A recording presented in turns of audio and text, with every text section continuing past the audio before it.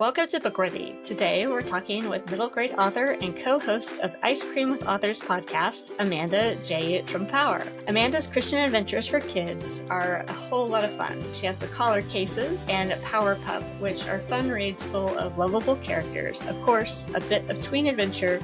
So let's discover more about Amanda and her books. Welcome to Bookworthy, Amanda.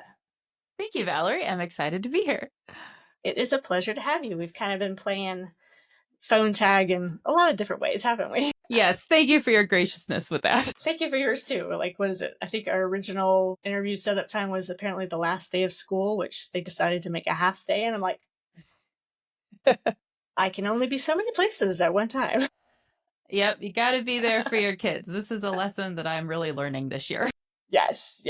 Well, to start us off, Amanda, let's start with our random question of the week. So, when you were a kid, if your family dressed up for Halloween, what was your most memorable Halloween costume? All right, we did dress up for Halloween. I really can't remember any notable ones from my childhood, but I have 6-year-old twins, so I have a funny one from that time, if that's okay. That's totally fine. Okay, so we've done 3 Halloweens with our kids at this point, and they're little enough that I can get away with family themes. I don't know how long I'll be able to do that. I'm very pro costume. I love Ren fairs. I'm a former children's librarian. I'll wear a costume in the middle of the grocery store if you let me. My husband is a little less so. So his requirement for the family costumes is that it has to be pretty chill for him. So our best one that we've done so far, it was 2 years ago. My kids were obsessed with Paw Patrol. So I got them just your Paw Patrol costumes you can buy from any store. And then I wore a pink long sleeve shirt for myself. And if you're watching the video, you can see that I kind of have long hair. And so I put my hair out into pigtails like this so that I look like Sky's ears. And then my husband has some of the basic coloring of Ryder from Paw Patrol. He has brown hair, and his winter jacket genuinely looks almost identical to Ryder's jacket. So he didn't even have to try, and everybody thought we looked amazing. That's awesome. I have 3 boys, so they're getting a little old, so I don't know if I'll ever be able to pull it off, but I want them to be the 3 Musketeers at some point, and for my husband to be the king and I be the queen. And that's amazing. I haven't yet convinced them to do that, so we did use Star Wars one year, but...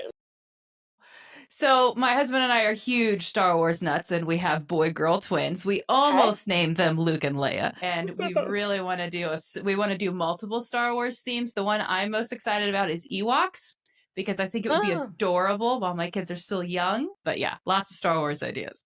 That's fun. Yeah, one of my youngest was, I think, only 1 at the time, and so he was an Ewok when we did Star Wars, and so...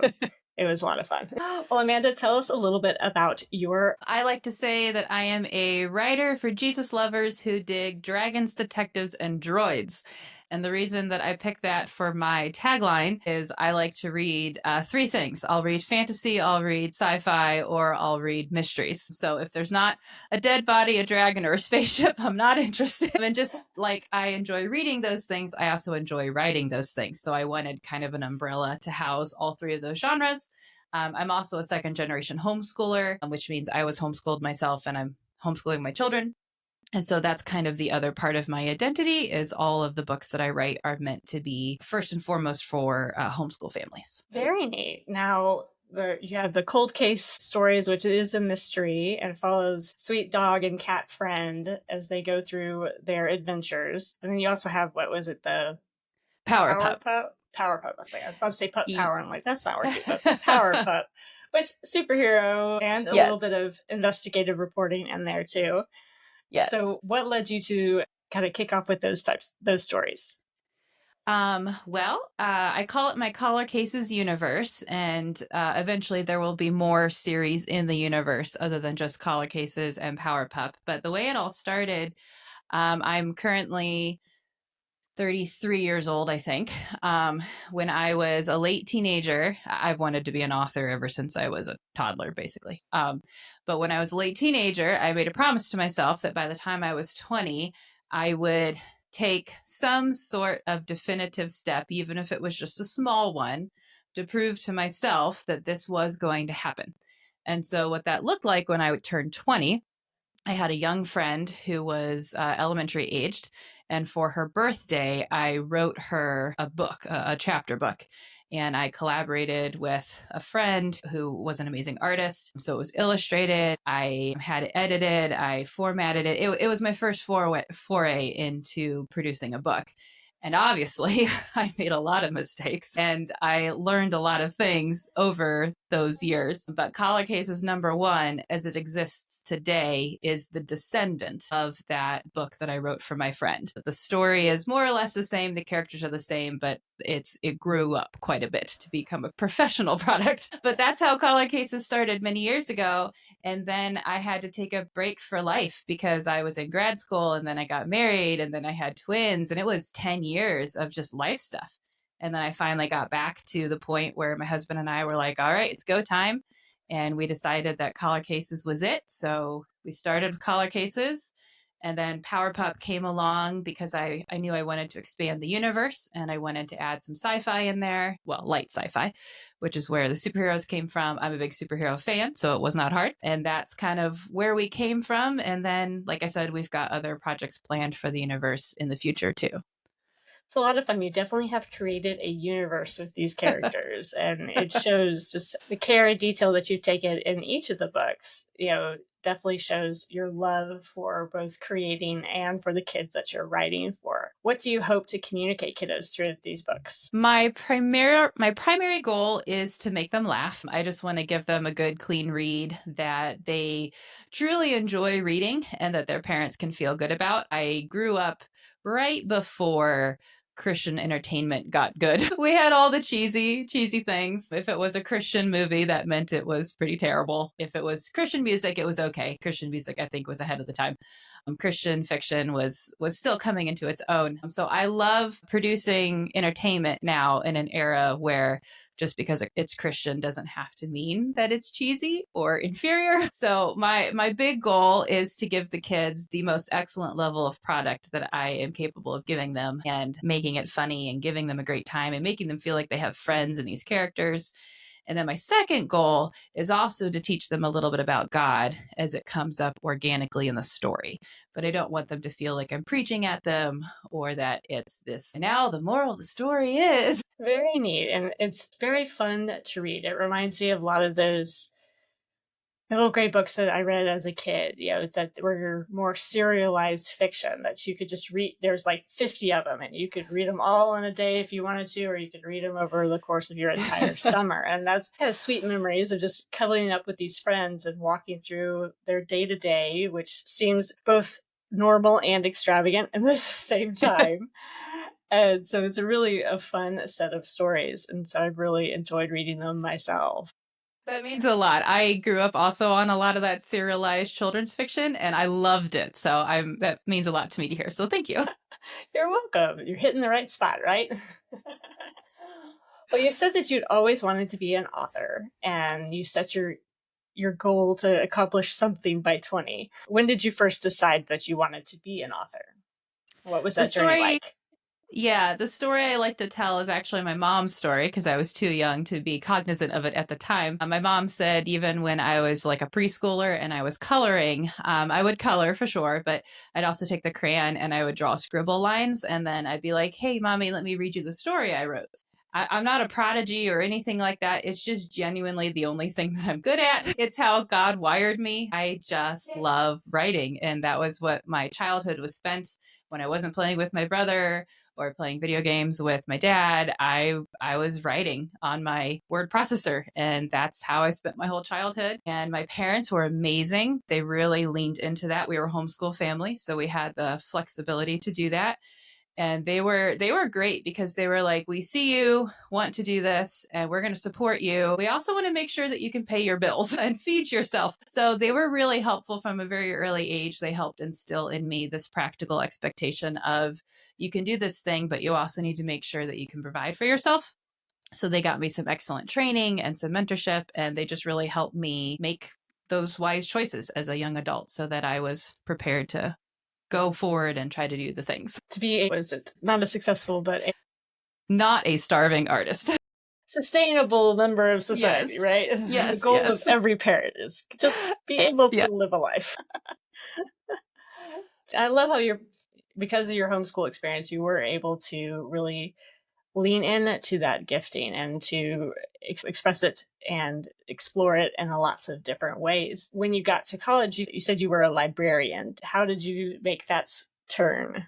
I started out as a high school English ed teacher because I knew that I was not going to be able to get a job exclusively teaching advanced fiction techniques. That's not really a thing that they teach you in school.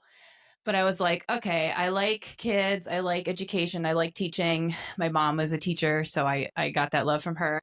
And so I was like, okay, high school English ed, that's going to be the closest I can get. I'll get like one unit where I get to teach fiction, and then I have to put up with poetry and essays and all the other things I don't care about.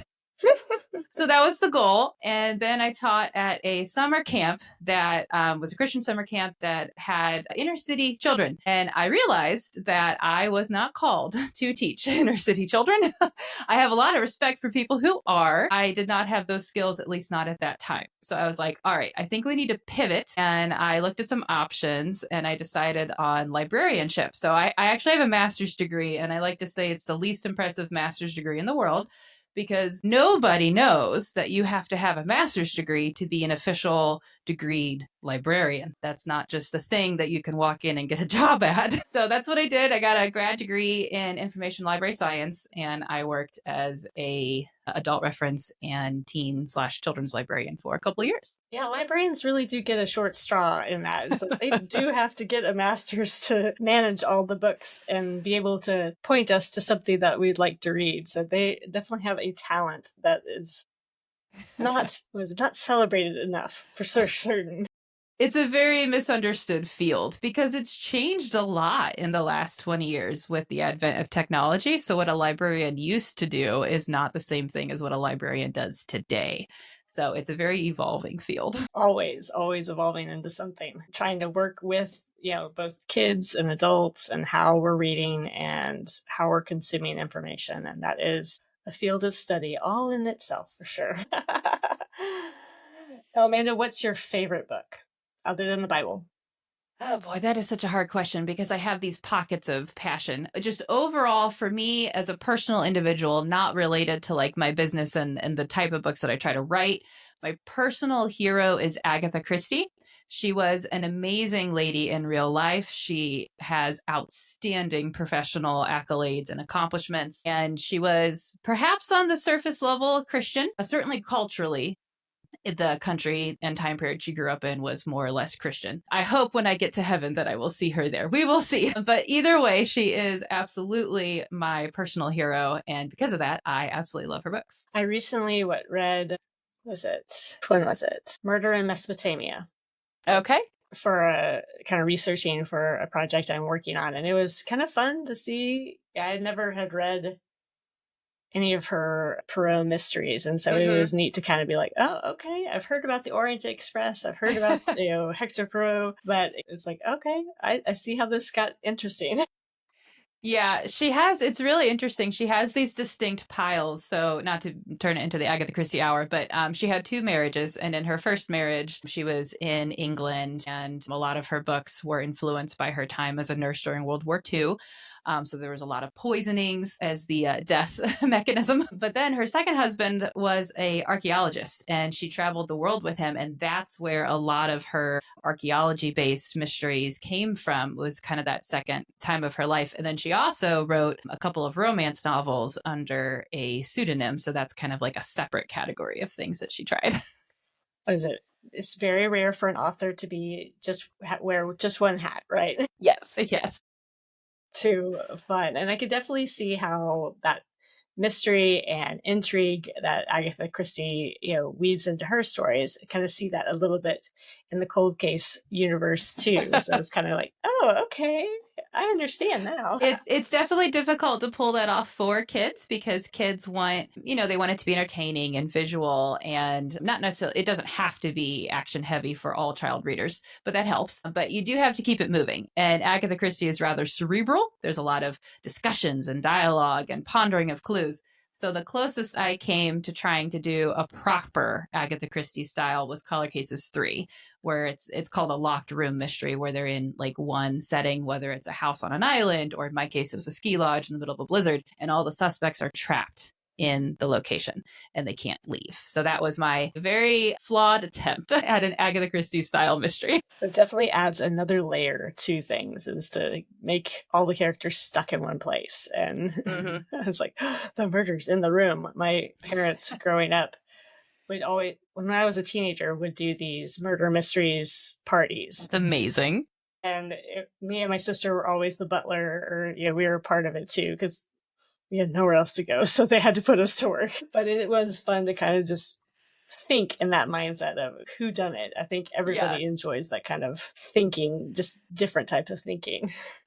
It makes you feel smart. That's the appeal for the readers. People who read mystery novels want to feel smart. Like, that's just the psychology behind it. Okay, I learned something new today. Too fun. Well, what is it? What is the most impactful book in your life other than the Bible? For this one, I'm going to answer from the perspective of not my personal reading taste, but the books that I tried to produce. There are a lot of books that influenced my style and the goals of what I'm trying to achieve, but probably nothing more impactful than the Bloodhound Inc. mystery series by Bill Myers. It's about two siblings and a dog who have their own detective agency, and it's hilarious. There's a lot of slapstick humor.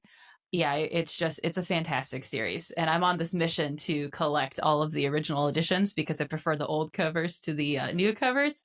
And I'm only about a third of the way there. So we'll see if it ever happens. There's another author that I follow that collects the Indiana Jones books. Ooh, yes. And he recently found a couple ones that he didn't have. And I was like, oh, yay! Go find the random hole-in-the-wall bookstores and find those good books. Yeah, those old bookstores are key. That's right. You got to know where to look for them. Well, Amanda, what can we expect next from you? So I have an answer for this, and it is not like the expected author answer. This year has been very challenging for me because I've been homeschooling my kindergarten twins. And I've also been trying to run a business and publish books. And so literally just within the last couple of weeks, my husband and I, who is just a wonderful support in my business and a partner in every sense of the word, we had a conversation. And I was like, I don't know that we can continue keeping the schedule that we have been trying to keep. Our commitment to the readers has been one new book a year, so that every time we go to homeschool convention, we have a new book to sell. And so I've been doing this for about 3 years, and I was like, I think we need to adjust that a little bit. So as of just a couple weeks ago, we decided that for the betterment of the business's long-term ability to survive and my personal sanity, we're not necessarily committing to a book every year. Now, that does not mean that I'm not writing anymore, and that does not mean that the Color Cases universe is dead.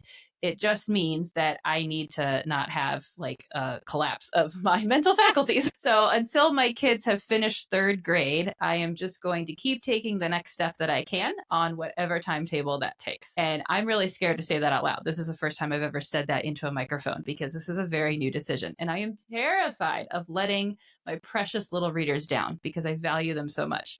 But I also want to be here for them in 10 years. If I keep going at the rate I'm going, I don't know that that's possible. So for anybody who's listening, I share all that because I just want you to know that you can't always do all the things all the time at top speed. And like you and I were talking about at the beginning, Valerie, your kids come first, and it is okay to change and pivot as needed. So it is scary to say that out loud. I kind of feel like I'm failing a little bit, but I know that this is good for my family, it's good for my business, and it's good for me. So yes, I am writing Power Pup 4. Will it be out in January of 2025 as I had hoped? Possibly not.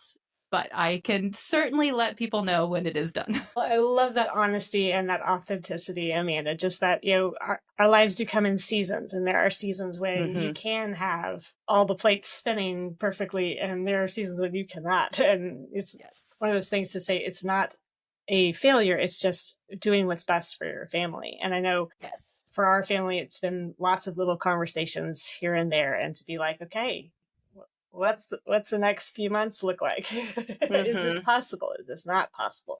And trusting God that He's put this desire in your heart, and He has set your business up has set you and your business up in a really good way that, even with some delays, your readers still love these characters, still love these books, love you, and I'm sure that they'll continue to follow along with you for sure. Yeah, I appreciate that. My biggest goal right now is making sure that my kids are literate. And I have several grade levels to do that, and we're making really good progress. But that is like, once my kids are literate and they can read and they can write and they can follow instructions, then my homeschool journey gets a lot easier. And then I can go back to trying to do the business even more than I had in the past. But for right now, this is where we're at. That's a good place to be.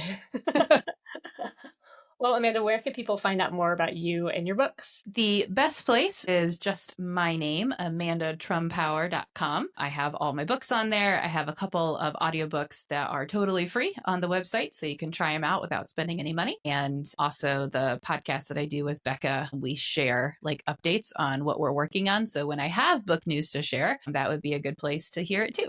We'll make sure to have all those links in the description so people can find you and your podcast and your books easily. Well, Amanda, thank you so much for joining me today. Thanks so much for having me. It was a pleasure. And thank you for joining Amanda and me on this episode of the Bookworthy Podcast. Check the show notes for any books or links we discussed, and let us know in the comments if you have a most memorable Halloween costume for you or your kids. And don't forget to subscribe and leave a review so we can discover more great books together. Happy reading!